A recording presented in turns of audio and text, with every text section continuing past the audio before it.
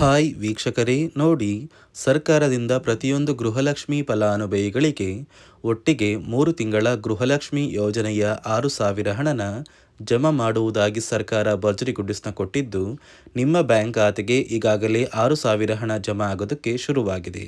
ನಿಮ್ಮ ಬ್ಯಾಂಕ್ ಖಾತೆಗೆ ನಾಳೆ ಶನಿವಾರ ಜುಲೈ 11ರಂದು ಕರ್ನಾಟಕದ 24 ಜಿಲ್ಲೆಗಳಿಗೆ ಮಧ್ಯಾಹ್ನ ಸುಮಾರು 2 ಗಂಟೆಯ ನಂತರ ಈ ಗೃಹಲಕ್ಷ್ಮಿ ಯೋಜನೆಯ 6,000 ಹಣ ಬರ್ತಾ ಇದೆ. ಸುಮಾರು 4ರಿಂದ 5 ಲಕ್ಷಕ್ಕಿಂತ ಅಧಿಕ ಮಹಿಳೆಯರಿಗೆ ಇನ್ನು ಮುಂದೆ ಗೃಹಲಕ್ಷ್ಮಿ ಹಣ ಕ್ಯಾನ್ಸಲ್ ಆಗ್ತಾ ಇದೆ. ನಿಮ್ಮ ಬ್ಯಾಂಕ್ ಖಾತೆಗೆ ಹಣ ಕ್ಯಾನ್ಸಲ್ ಆಗಬಾರ್ದು ಅಂದರೆ ನೀವು ನಿಮ್ಮ ರೇಷನ್ ಕಾರ್ಡ್ ಮತ್ತು ಆಧಾರ್ ಕಾರ್ಡ್ನ ಕೊಟ್ಟು ಗೃಹಲಕ್ಷ್ಮಿಗೆ ಮರು ಅರ್ಜಿನ ಹಾಕಬೇಕಾಗುತ್ತೆ. ಮತ್ತು ಸರ್ಕಾರದಿಂದ ಈಗಾಗಲೇ ರೇಷನ್ ಕಾರ್ಡ್ದಾರರಿಗೆ 3 ಮುಖ್ಯವಾದ ಮಾಹಿತಿನ ಕೊಟ್ಟಿದ್ದು, ಗೃಹಲಕ್ಷ್ಮಿ ಹಣ ಯಾರಿಗೆಲ್ಲ ಬರ್ತಾ ಇದೆ, ಯಾರಿಗೆಲ್ಲ ಕ್ಯಾನ್ಸಲ್ ಆಗ್ತಾ ಇದೆ ಅಂತ ನಾನು ನಿಮಗೆ ಈ ಒಂದು ವಿಡಿಯೋದಲ್ಲಿ ಸಂಪೂರ್ಣವಾಗಿ ತಿಳಿಸ್ಕೊಡ್ತಾ ಇದ್ದೀನಿ. ಅದಕ್ಕಿಂತ ಮೊದಲು ನೀವು ನನ್ನ ಚಾನಲ್ನ ಸಬ್ಸ್ಕ್ರೈಬ್ ಆಗಿಲ್ಲ ಅಂದರೆ ದಯಮಾಡಿ ಪ್ರತಿಯೊಬ್ಬರು ಚಾನಲ್ನ ಸಬ್ಸ್ಕ್ರೈಬ್ ಮಾಡಿಕೊಂಡು ಹಾಗೆ ವಿಡಿಯೋಗೆ ಒಂದು ಲೈಕ್ನ ಕೊಡಿ. ಹೌದು ವೀಕ್ಷಕರೇ, ಸರ್ಕಾರದಿಂದ ಪ್ರತಿಯೊಂದು ಗೃಹಲಕ್ಷ್ಮಿ ಫಲಾನುಭವಿಗಳಿಗೆ ಗೃಹಲಕ್ಷ್ಮಿ ಯೋಜನೆಯ 3 ತಿಂಗಳ 6,000 ಹಣ ಬರ್ತಾ ಇದೆ. ಆದರೆ ಈ ಬಾರಿ 4ರಿಂದ 5 ಲಕ್ಷಕ್ಕಿಂತ ಅಧಿಕ ಮಹಿಳೆಯರಿಗೆ ಗೃಹಲಕ್ಷ್ಮಿ ಹಣನ ನಾವು ಕ್ಯಾನ್ಸಲ್ ಮಾಡ್ತಾ ಇದ್ದೀವಿ ಅಂತ ಸಿಎಂ ಡಿ.ಕೆ. ಶಿವಕುಮಾರ್ ಅವರು ಪ್ರತಿಯೊಂದು ಫಲಾನುಭವಿಗಳಿಗೆ ಒಂದು ಮುಖ್ಯವಾದ ಮಾಹಿತಿನ ಕೊಟ್ಟಿದ್ದು, ನಿಮ್ಮ ಬ್ಯಾಂಕ್ ಖಾತೆಗೂ ಕೂಡ ಕ್ಯಾನ್ಸಲ್ ಆಗುವ ಸಾಧ್ಯತೆ ಇದೆ. ಒಂದು ವೇಳೆ ನೀವು ಹಣ ಪಡಿಲೇಬೇಕು ಅಂದರೆ ಈ ಕೂಡಲೇ ನಿಮ್ಮ ರೇಷನ್ ಕಾರ್ಡ್ ಮತ್ತು ಆಧಾರ್ ಕಾರ್ಡ್ನ ತಗೊಂಡೋಗಿ ನಿಮ್ಮ ಊರಿಗೆ ಹತ್ತಿರವಿರುವ ಕರ್ನಾಟಕ 1, ಗ್ರಾಮ 1 ಅಥವಾ ಬೆಂಗಳೂರು 1 ಸೇವಾ ಕೇಂದ್ರಕ್ಕೆ ಹೋಗಿ ನೀವು ಗೃಹಲಕ್ಷ್ಮಿಗೆ ಮರು ಅರ್ಜಿನ ಹಾಕೋದು ಕಡ್ಡಾಯ.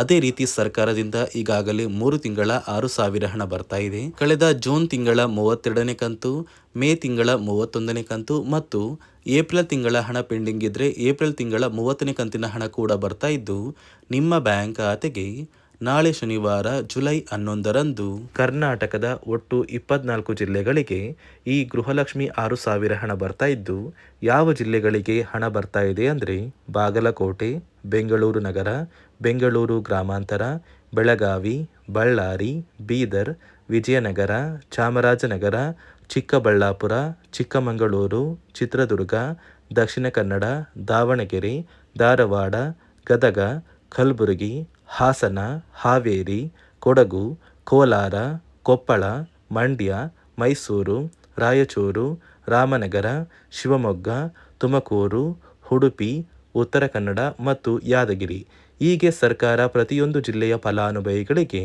ಈ 3 ತಿಂಗಳ 6,000 ಗೃಹಲಕ್ಷ್ಮಿ ಹಣನ ಜಮಾ ಮಾಡ್ತಾ ಇದೆ.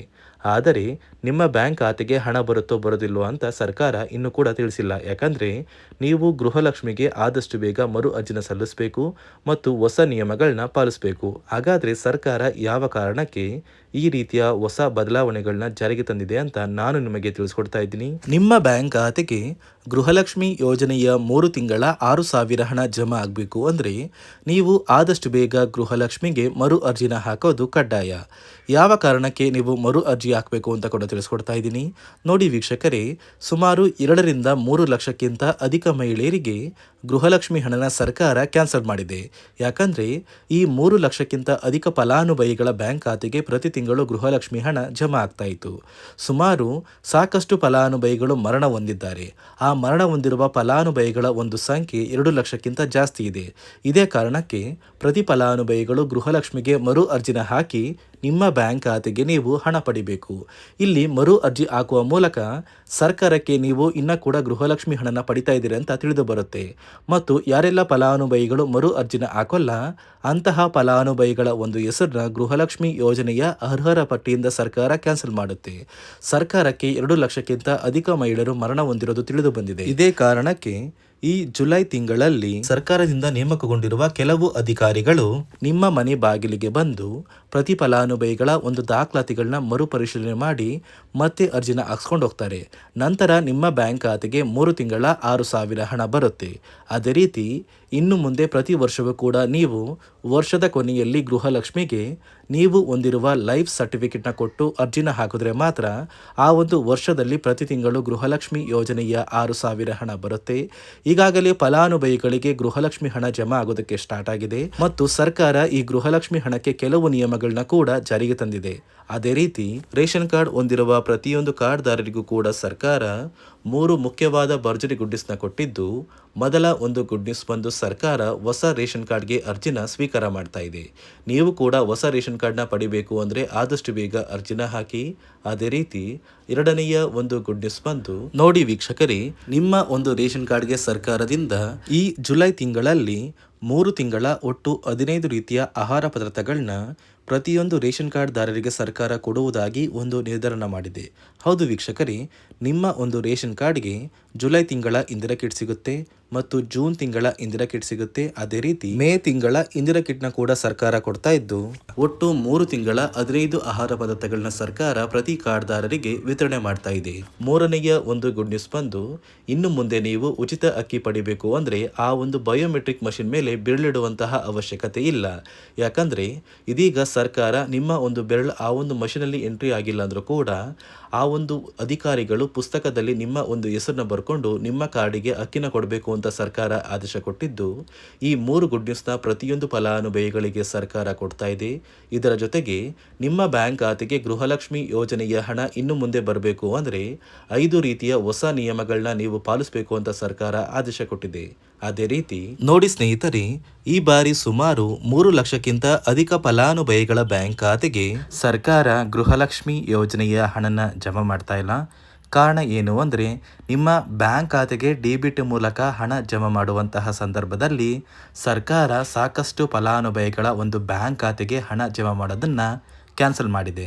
ಯಾಕಂದರೆ ಇತ್ತೀಚೆಗೆ ಹಣಕಾಸು ಇಲಾಖೆ ಜಾರಿಗೆ ತಂದಿರುವ 5 ನಿಯಮಗಳ ಆಧಾರದ ಮೇಲೆ ಪ್ರತಿಯೊಂದು ಫಲಾನುಭವಿಗಳಿಗೆ ಸರ್ಕಾರ ಈ ಒಂದು ಹಣನ ಜಮಾ ಮಾಡ್ತಾ ಇದ್ದು, ಯಾರೆಲ್ಲ ಫಲಾನುಭವಿಗಳು ಈ ನಿಯಮಗಳನ್ನ ಪಾಲಿಸಿಲ್ಲ ನಿಮ್ಮ ಬ್ಯಾಂಕ್ ಖಾತೆಗೂ ಕೂಡ ಹಣ ಜಮಾ ಆಗೋದಿಲ್ಲ. ಹಾಗಾದರೆ ಬನ್ನಿ ಸ್ನೇಹಿತರೆ, ಸರ್ಕಾರ ಜಾರಿಗೆ ತಂದಿರುವ ಆ 5 ಹೊಸ ನಿಯಮಗಳು ಏನು ಅಂತ ನಾನು ನಿಮಗೆ ತಿಳಿಸ್ಕೊಡ್ತಾ ಇದ್ದೀನಿ. ನೋಡಿ ಸ್ನೇಹಿತರೆ, ಮೊದಲನೆಯ ಒಂದು ನಿಯಮ ಬಂದು, ಸಾಕಷ್ಟು ಫಲಾನುಭವಿಗಳು ಹೊಂದಿರುವಂತಹ ಒಂದು ರೇಷನ್ ಕಾರ್ಡ್ ಏನಿದೆ, ಆ ಒಂದು ರೇಷನ್ ಕಾರ್ಡ್ನ ಮನೆಯ ಸದಸ್ಯರ ಪ್ರತಿಯೊಬ್ಬರ ಒಂದು ಆಧಾರ್ ಕಾರ್ಡ್ನ ನಿಮ್ಮ ರೇಷನ್ ಕಾರ್ಡ್ಗೆ ಕಡ್ಡಾಯವಾಗಿ ಲಿಂಕ್ ಮಾಡಿಸ್ಬೇಕು. ಅಂದರೆ ಈ ಒಂದು ಲಿಂಕ್ ಮಾಡಿಸುವಂತಹ ಒಂದು ಪ್ರೊಸೀಜರ್ಗೆ ಸರ್ಕಾರ KYC ಅಂತ ಕರೀತಾರೆ. ನಿಮ್ಮ ರೇಷನ್ ಕಾರ್ಡ್ಗೆ ಇನ್ನೂ ಸಹ KYC ಆಗಿಲ್ಲ ಅಂದರೆ ನಿಮ್ಮ ಬ್ಯಾಂಕ್ ಖಾತೆಗೆ ಸರ್ಕಾರ ಮುಂದಿನ ದಿನಗಳಲ್ಲಿ ಗೃಹಲಕ್ಷ್ಮಿ ಯೋಜನೆಯ ಹಣನ ಕ್ಯಾನ್ಸಲ್ ಮಾಡುತ್ತೆ. ಅದೇ ರೀತಿ ಎರಡನೆಯ ಒಂದು ನಿಯಮ ಬಂದು, ಸಾಕಷ್ಟು ಫಲಾನುಭವಿಗಳು ಕಳೆದ 3 ತಿಂಗಳಿಂದ ಸರ್ಕಾರದಿಂದ ಬರ್ತಾ ಇರುವಂತಹ ಒಂದು ರೇಷನ್ ಏನಿದೆ, ಅಂದರೆ ಉಚಿತ ಅಕ್ಕಿ ಏನಿದೆ, ಈ ಒಂದು ರೇಷನ್ನ ಪಡ್ಕೋತಾ ಇಲ್ಲ. ಒಂದು ವೇಳೆ ಕಳೆದ 3 ತಿಂಗಳಿಂದ ನೀವು ರೇಷನ್ನ ಪಡ್ಕೊಂಡಿಲ್ಲ ಅಂದರೆ ಸರ್ಕಾರ ನಿಮ್ಮ ಬಳಿ ಇರುವಂತಹ ಒಂದು ರೇಷನ್ ಕಾರ್ಡ್ನ ಕ್ಯಾನ್ಸಲ್ ಮಾಡುತ್ತೆ. ನಿಮ್ಮ ರೇಷನ್ ಕಾರ್ಡ್ನ ಸರ್ಕಾರ ಕ್ಯಾನ್ಸಲ್ ಮಾಡಿದ್ರೆ ನಿಮ್ಮ ಬ್ಯಾಂಕ್ ಖಾತೆಗೆ ಗೃಹಲಕ್ಷ್ಮಿ ಯೋಜನೆಯ ಹಣ ಇರ್ಬೋದು ಮತ್ತು ಸರ್ಕಾರದಿಂದ ಬರುವಂತಹ ಒಂದು ಸೌಲಭ್ಯಗಳನ್ನ ನೀವು ಕಳ್ಕೋಬೇಕಾಗುತ್ತೆ. ಅದೇ ರೀತಿ ಮೂರನೆಯ ಒಂದು ನಿಯಮ ಬಂದು, ನೋಡಿ ಸ್ನೇಹಿತರೆ, ನಿಮ್ಮ ಬಳಿ ಇರುವಂತಹ ಒಂದು ಆಧಾರ್ ಕಾರ್ಡ್ ಏನಿದೆ, ಆ ಒಂದು ಆಧಾರ್ ಕಾರ್ಡ್ನ ಕಳೆದ 15 ವರ್ಷಗಳಲ್ಲಿ ನೀವು ಯಾವುದೇ ರೀತಿಯ ಒಂದು ತಿದ್ದುಪಡಿನ ಮಾಡಿಸಿಲ್ಲ ಅಂದರೆ ನಿಮ್ಮ ಬ್ಯಾಂಕ್ ಖಾತೆಗೆ ಸರ್ಕಾರ ಗೃಹಲಕ್ಷ್ಮಿ ಯೋಜನೆಯ ಹಣನ ಕ್ಯಾನ್ಸಲ್ ಮಾಡುತ್ತೆ. ಯಾಕಂದರೆ ಸರ್ಕಾರದಿಂದ ಬಂದಿರುವಂತಹ ಒಂದು ಆದೇಶದ ಪ್ರಕಾರ ಪ್ರತಿಯೊಂದು ಫಲಾನುಭವಿಗಳು ಕಳೆದ 15 ವರ್ಷಗಳಲ್ಲಿ ಯಾವುದೇ ರೀತಿಯ ಒಂದು ತಿದ್ದುಪಡಿನ ನಿಮ್ಮ ಆಧಾರ್ ಕಾರ್ಡ್ಗೆ ನೀವು ಮಾಡಿಸಿಲ್ಲ ಅಂದರೆ ಕಡ್ಡಾಯವಾಗಿ ಆದಷ್ಟು ಬೇಗ ನಿಮ್ಮ ಆಧಾರ್ ಕಾರ್ಡ್ಗೆ ತಿದ್ದುಪಡಿನ ಮಾಡಿಸಿ. ಅದೇ ರೀತಿ ನಾಲ್ಕನೆಯ ಒಂದು ನಿಯಮ ಬಂದು, ನಿಮ್ಮ ಕುಟುಂಬದ ಒಂದು ವಾರ್ಷಿಕ ಆದಾಯ 7 ಲಕ್ಷಕ್ಕಿಂತ ಕಡಿಮೆ ಇರಬೇಕು. ಒಂದು ವೇಳೆ ನಿಮ್ಮ ಕುಟುಂಬದ ವಾರ್ಷಿಕ ಆದಾಯ 7 ಲಕ್ಷಕ್ಕಿಂತ ಜಾಸ್ತಿ ಇದ್ದರೆ ನಿಮ್ಮ ಬ್ಯಾಂಕ್ ಖಾತೆಗೆ ಸರ್ಕಾರ ಗೃಹಲಕ್ಷ್ಮಿ ಯೋಜನೆಯ ಹಣನ ಕ್ಯಾನ್ಸಲ್ ಮಾಡುತ್ತೆ. ಅದೇ ರೀತಿ ಐದನೆಯ ಒಂದು ನಿಯಮ ಬಂದು, ನಿಮ್ಮ ಕುಟುಂಬದ ಸದಸ್ಯರು ಅಥವಾ ಗೃಹಲಕ್ಷ್ಮಿ ಯೋಜನೆಯ ಫಲಾನುಭವಿಗಳು ಯಾರು ಕೂಡ ಸರ್ಕಾರಿ ನೌಕರರಾಗಿ ಕಾರ್ಯನಿರ್ವಹಿಸ್ತಾ ಇರಬಾರ್ದು. ಒಂದು ವೇಳೆ ನಿಮ್ಮ ಕುಟುಂಬದಲ್ಲಿ ಯಾರೇ ಆಗಿದ್ರೂ ಸರ್ಕಾರಿ ನೌಕರರಾಗಿ ಕಾರ್ಯನಿರ್ವಹಿಸ್ತಾ ಇದ್ದರೆ ನಿಮ್ಮ ಬ್ಯಾಂಕ್ ಖಾತೆಗೆ ಗೃಹಲಕ್ಷ್ಮಿ ಯೋಜನೆಯ ಹಣ ಕ್ಯಾನ್ಸಲ್ ಆಗುತ್ತೆ. ಈ 5 ನಿಯಮಗಳ ಆಧಾರದ ಮೇಲೆ ಪ್ರತಿಯೊಂದು ಫಲಾನುಭವಿಗಳಿಗೆ ಸರ್ಕಾರ ಹಣ ಜಮಾ ಮಾಡ್ತಾ ಇದೆ.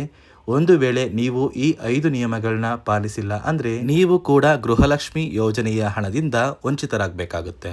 ನೋಡಿ ವೀಕ್ಷಕರೇ, ಸರ್ಕಾರದಿಂದ ಪ್ರತಿ ಫಲಾನುಭವಿಗಳಿಗೆ ನಾಳೆ ಶನಿವಾರ ಜುಲೈ 11ರಂದು ಒಟ್ಟು 3 ತಿಂಗಳ ಗೃಹಲಕ್ಷ್ಮಿ ಯೋಜನೆಯ 6,000 ಹಣನ ಕರ್ನಾಟಕದ 24 ಜಿಲ್ಲೆಗಳಿಗೆ ಜಮಾ ಮಾಡ್ತಾ ಇದೆ. ರೇಷನ್ ಕಾರ್ಡ್ದಾರರಿಗೂ ಕೂಡ ಸರ್ಕಾರ 3 ಭರ್ಜರಿ ಗುಡ್ ನ್ಯೂಸ್ನ ಕೊಟ್ಟಿದೆ ಮತ್ತು ಗೃಹಲಕ್ಷ್ಮಿ ಫಲಾನುಭವಿಗಳು ಆದಷ್ಟು ಬೇಗ ಮರು ಅರ್ಜಿನ ಸಲ್ಲಿಸಿ ಅಂತ ಹೇಳ್ತಾ ಇದಿಷ್ಟು ಸರ್ಕಾರದಿಂದ ಬಂದಿರುವ ಮಾಹಿತಿಯಾಗಿದ್ದು, ನಾನು ಕೊಟ್ಟಿರುವ ಮಾಹಿತಿ ನಿಮಗೆ ಇಷ್ಟ ಆಗಿದ್ದಲ್ಲಿ ನನ್ನ ಚಾನಲ್ನ ಸಬ್ಸ್ಕ್ರೈಬ್ ಮಾಡ್ಕೊಳ್ಳಿ, ಹಾಗೆ ವಿಡಿಯೋಗೆ ಒಂದು ಲೈಕ್ನ ಕೊಡಿ.